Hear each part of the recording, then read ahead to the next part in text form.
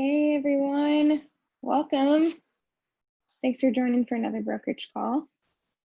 I am, if you haven't caught on, slowly weaning people off of the 3-minute wait time because I can't stand the 3 minutes of silence anymore. So I'm going to go ahead and get started. So general announcement for today, and I'll be posting a little video to the Facebook group if people can't make the call or aren't on this, but this is just a reminder for agents that you guys should be carrying insurance on yourselves. And I think most of you already know this. As part of your brokerage dues, we carry errors and admissions insurance on you, which covers you if like shit goes wrong in a deal. But we also recommend that agents carry their own liability insurance. And then there's also some stuff like around car insurance, like special car insurance, especially if you're taking clients around in your car. I know it's probably less likely now with COVID and stuff, but something to keep in mind. I am not an insurance expert in any means. So talk to your insurance broker to figure that out, but that's just something that came up in one of our meetings recently. And I was like, I should make sure agents know that they should have insurance on themselves. So yeah, be aware of that. Please reach out to me or your fellow agents if you have any questions about that. So today we're going to be talking about leads and the lead process that we've been building out over the last couple of months. So really, I am not going to be running the show today. Our lovely head of marketing, Emily Cornforth, is going to take it over and be telling you what you need to know. So Emily, over to you. Thanks, Rosie. Hey guys, I hope you're all doing well. Yeah, we're going to chat a little bit about leads today. So it looks like I was trying to kind of see like who's on the call. And so I think for most everyone, one thing I wanted you guys to know, we were actually going to have myself and Ryan Rominger talk through this a little bit.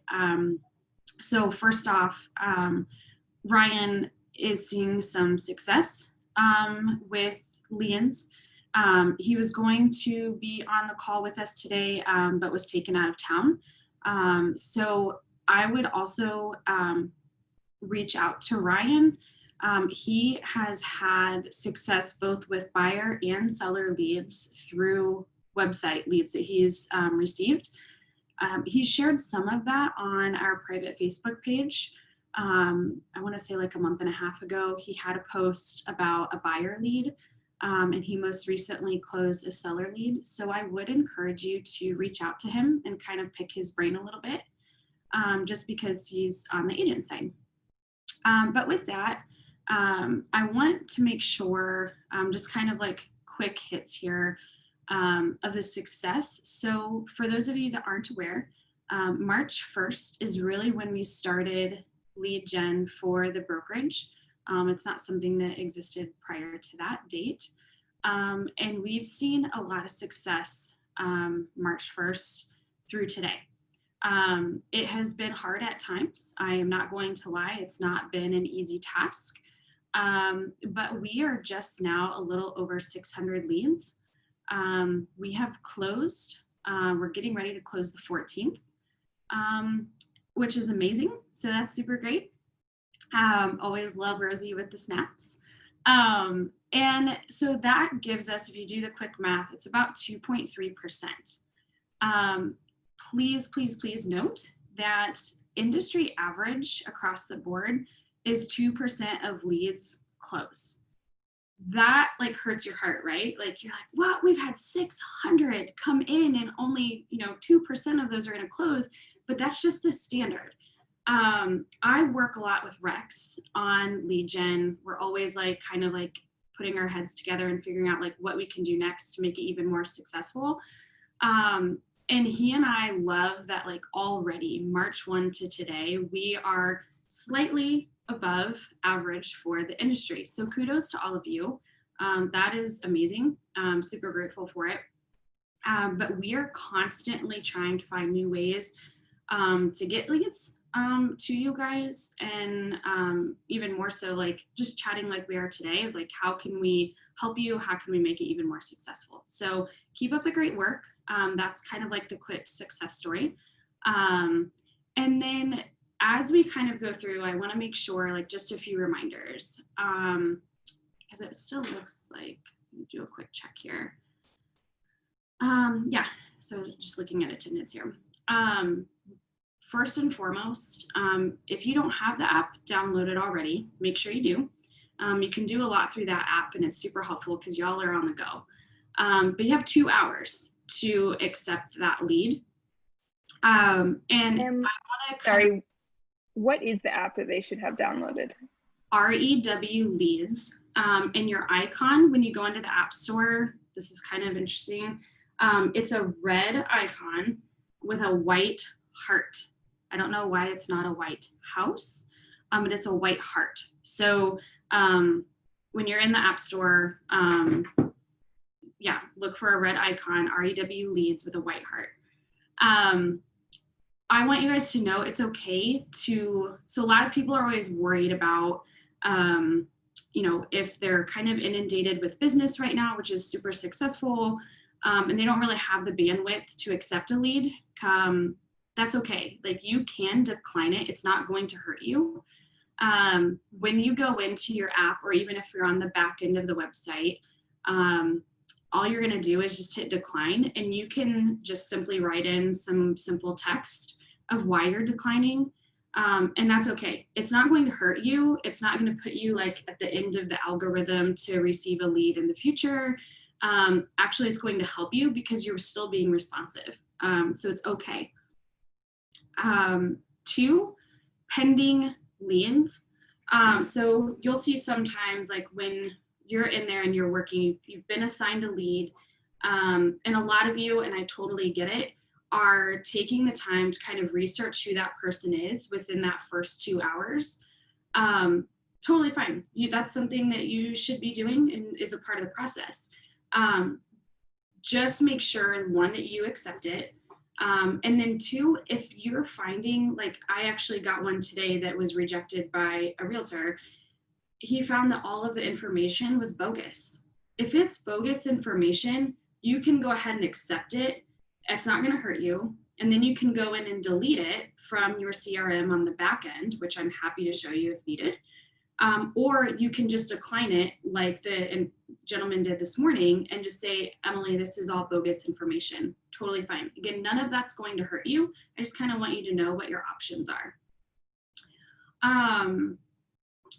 Okay, if you do, we kind of covered this, but if you do receive false information, definitely let me know. Like, I know that it's like one more step, but if you go ahead and accept that lead, because some of you are great, you get a lead, accept, and you start the process from that point.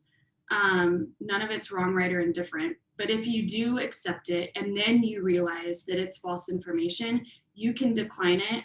And if you want to shoot me a quick text message or an email to let me know that all of that was false, that just kind of lets me know like what kind of leads we're getting. Obviously you can do the math and you see that 600 in and 2% is the average close rate. Like some of that's not going to work out, but it doesn't mean that all of them are false either. So it just kind of helps us navigate out from the brokerage side of like, what kind of information are we really getting? Please note that we are continuing to adjust things on the back end. This is still extremely new for us. And so I adjust things on the back end to make more success on the front end for you guys. You will see I send out at the end of every month and at the end of every quarter, I send out an email just kind of asking like, 1, for your personal success with leads. Are you having any? Are you not? So we can help coach and kind of better equip you to take on leads. But at the same time, it helps us figure out better ways to do things on the back end. Really quickly, some updates that are being completed as we speak. A lot of you guys have seen the contact form. Right now, it doesn't ask if people are working with a lead or with an agent It's pretty basic. It's collecting their information, right? So it is now being updated to where it will ask a potential client if they're working with a Plaid agent. And if they simply check that box, yes, it will give them a drop down where they can select the agent that we're working with. And then that lead will go and stay with that agent. So it's a little bit more organized, if you will. And then it's also not being counted as that lead referral. It's staying with the agent. So that will be super helpful and super helpful for those that aren't working with that individual. If it's that potential client is not working with an agent, then they'll go through the normal registration flow, just like normal. But one question, no matter what, that we will ask is if they are working to secure a lease or a rental. And if that's the case, you guys probably saw on Facebook and in my quarterly kind of update via email, I have now removed everybody that does not want to receive those lease and rental leads. So those leads, if they're looking for lease or rental, will only go to the select agents who want to work with those individuals. So again, we're kind of organizing things on the back end to make it a little better on the front end for all of you and for the potential client. Then some of you guys probably noticed this. Something that has been completed is on that contact form that we currently have. We opted into the implementation of Google Connect and Facebook Connect. So why did we do that? One, ease for the consumer. So the consumer right now, just so you guys know, 73% of our clients are using their mobile device. So they're not using their desktop, which is pretty average, like standard. But at the same time, it's helping them. That way they're not on their phone trying to like type in first name, last name, yada, yada, yada. They can simply Google Connect or Facebook Connect. What it helps us with, and ultimately helps all of you, is that's real information. Because they have their Google account or their Facebook account, and those are legit email addresses and contact information. So it really helps us know that that person, like, it's almost like if you look at it as a qualifier, we know it's legit. If the brokerage ever wanted to kind of like re-engage with those individuals in like a marketing campaign or a redirect ad campaign on Google or Facebook, we could do that. We could start targeting them. We have no plans to do that right now, but we could if we wanted to. So just know that that's why we did it. I would say super important to just make it easier for the consumer though, and all of you getting legit email addresses. Okay, I'm going to totally pause for a second. I feel like I flew through that. I have some more stuff to cover, but I kind of want to open it up to the group as well. And see what questions you have, comments that you may have, as you guys are working through your own leads that you've received through the website. Like, how's it going? Success stories? Can I get anyone to share on any of those types of areas before we move on? So two things. The first one was, it was like my first lead right after I joined, and I wasn't quite sure how the background, the back end interface worked. So I took that person's email address and emailed them from my Plaid email.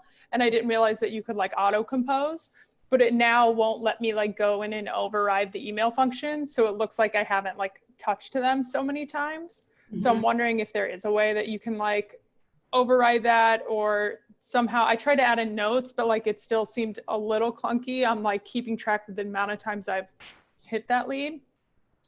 Okay, so you actively sent one email. Is that what I'm understanding? Yeah, so I called and then I sent a follow-up email, but like I had called obviously, and then I like clicked that, and then the next day I sent a follow-up email, but I did that from my Plaid email address and not through the interface. Gotcha. Yeah, that's a new one. Let me go in and if I'm going to go into your actual account and see what I can see on the back end as an administrator, I have like some different settings and things. So let me do that, and then I will text or email you after the call. Yeah, cool. Okay. I just wanted to be able to like keep track of that, even Absolutely. if I went off the, grid. Yeah, absolutely. One, I love that you're using CRM. That's fantastic. If I could do rosy snaps, I would, because that's amazing. But two, I also like totally get those that have established CRM processes in place, don't want to use it. Yeah. I totally get that, but I also get you guys are on the go and like emailing from wherever. But know that if you send the email from the app or from the back end of the website, it will come through as your plat collective email address. So that's a great conversation, and I will follow up with you, Steph. Totally. And then the other thing I had was someone had emailed and they just like wanted to sell us a domain. They're like, I think you'll like fishersrealestate.com. Yes, I think she hit like 10 of you, and it was Right. so frustrating. So on something like that, I would just literally decline it, and then it kicks to me right away, rather than letting it time out after 2 hours and kicking it to the next realtor, because that'll just continue. So anytime you get like a spam lead like that, just decline it. It kicks it to me, and then I can go in and manage that on the back end. Yeah. I don't know if you saw, but we had a question come in through the chat. It's Joel. He said, this may have been answered, but do we receive text or email notifications of REW leads? Do we have to sign up to request those to come in through one format or the other? Joel, great question. You should be receiving email notifications on all, because you guys are, anytime a lead comes in, that lead is sent an email, and you guys are all on that email. Even if they go in and just inquire about a property, you should be receiving that information directly to your inbox. You do have to set up notifications in the app if you would like to be notified via the app. So you can definitely go in, log into your app, go into settings. You got it. Thank you. And you can get those settings and like set up how you want it to be notified through the back end, which is email, text alerts, and then your app notifications as well on your phone. What other questions do we have right now before I kind of go to the next subject here? Does anyone have a success story that they want to share really quickly? Love hearing them, and I think it's great for you guys to learn from each other.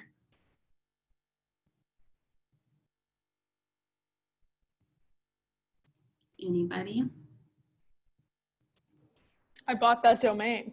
I'm just kidding. I didn't buy it.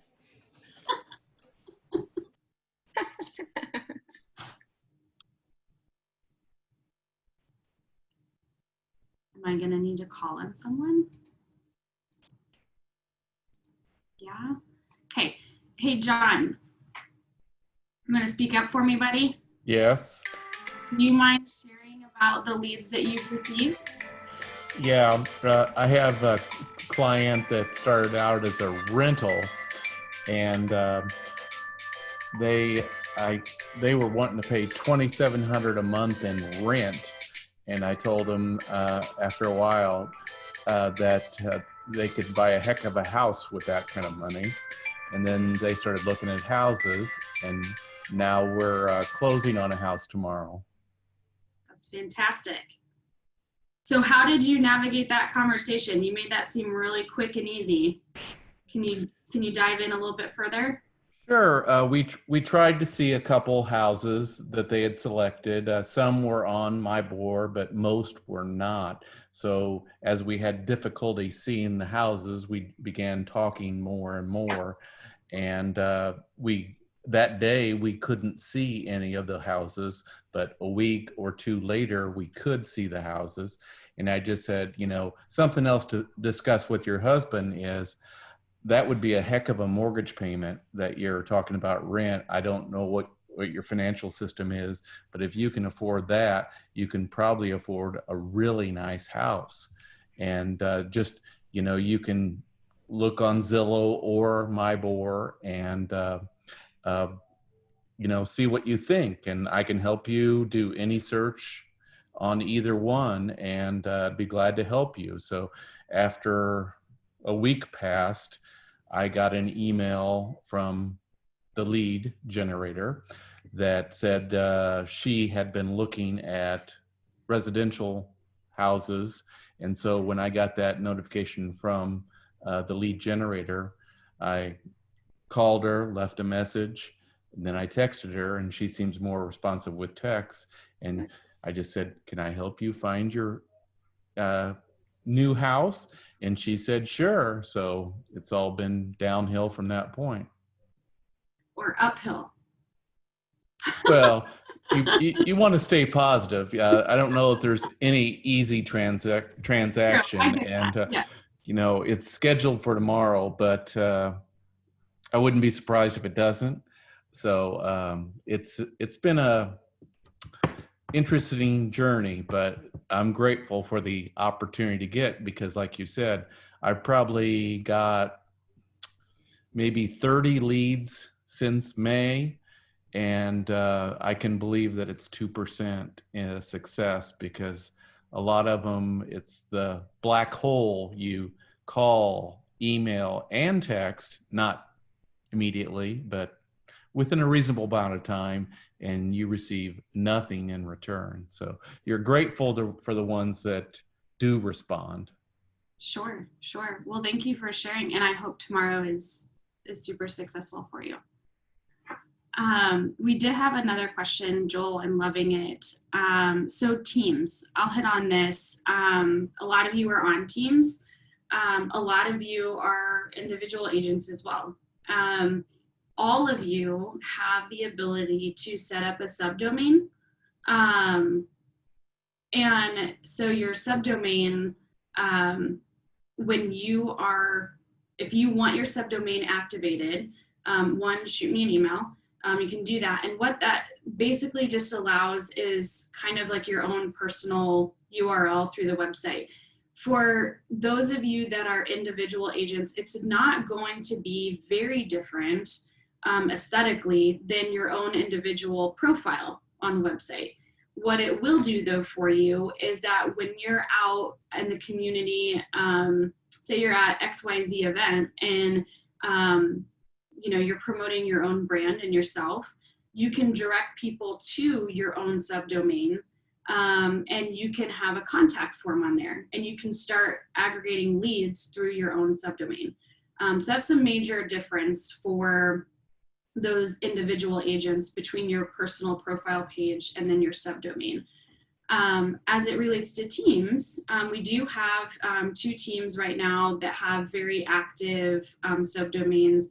If you do the nottinghamteam.platcollective.com or the milestonegroup.platcollective.com, you can see those subdomains. Those have been set up.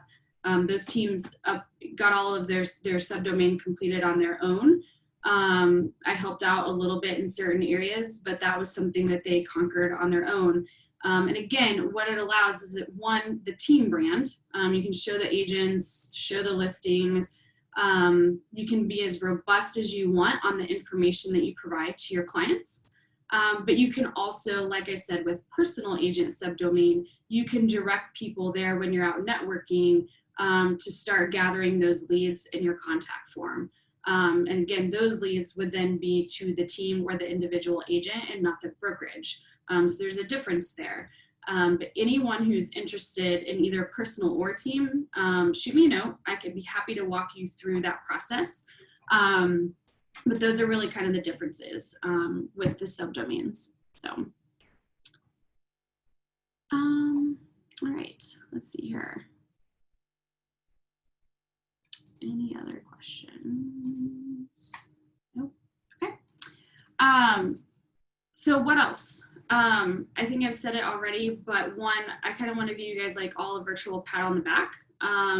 Between you guys working with the leads since March 1, and your feedback is incredible. I know I send those monthly emails and quarterly emails.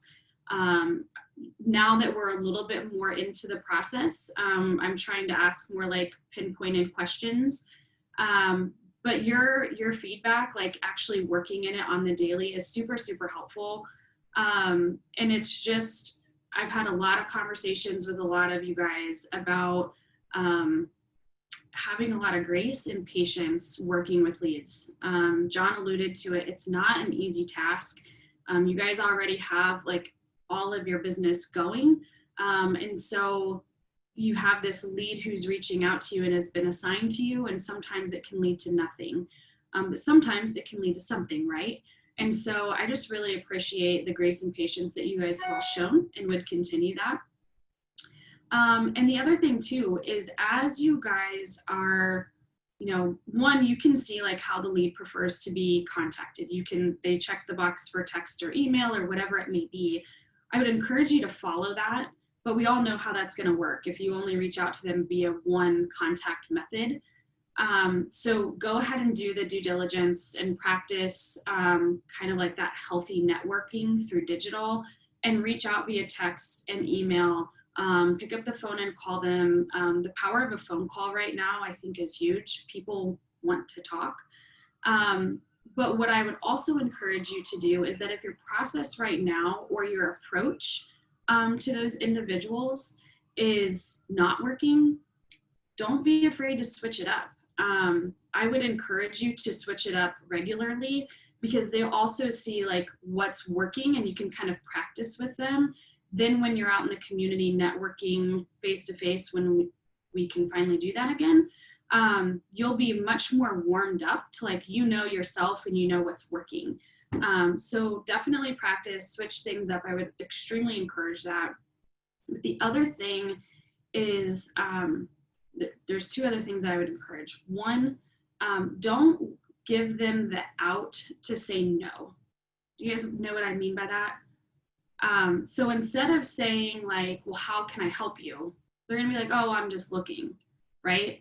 Instead say, I see you looked at XYZ property, or I see you're looking in this price range, and go ahead and just like provide them with additional information so that they can see how you are a resource and how you can help them.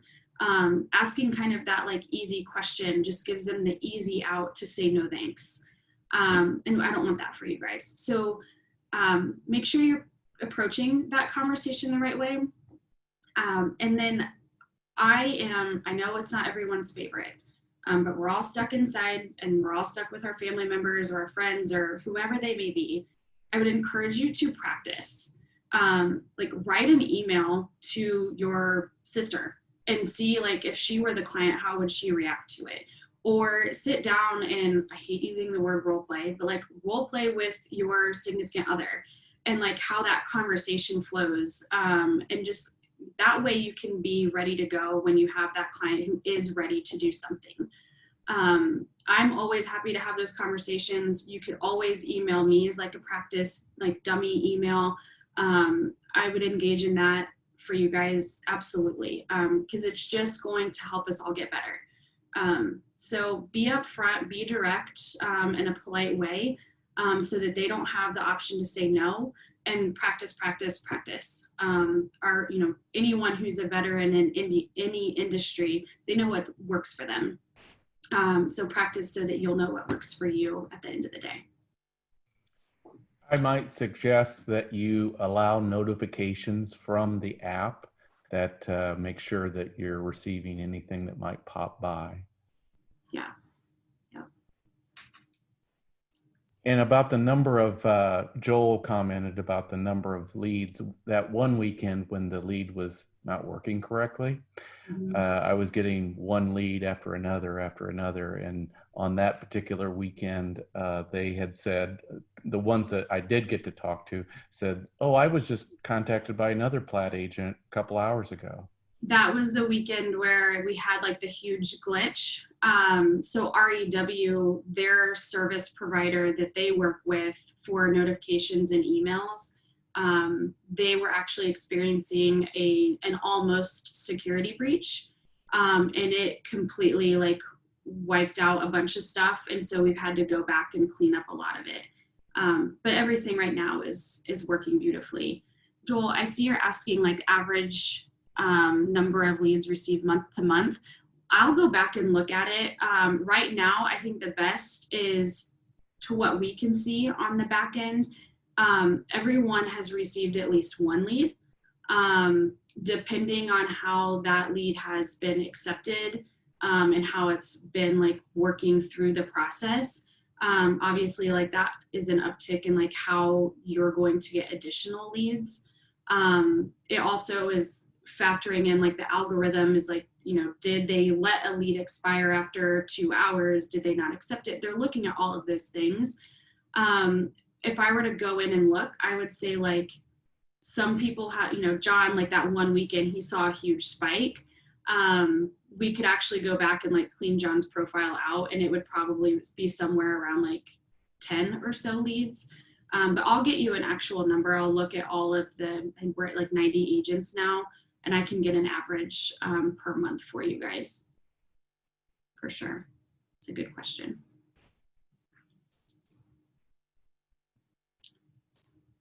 What else? Does anyone have anything else? Any other questions that I can help with?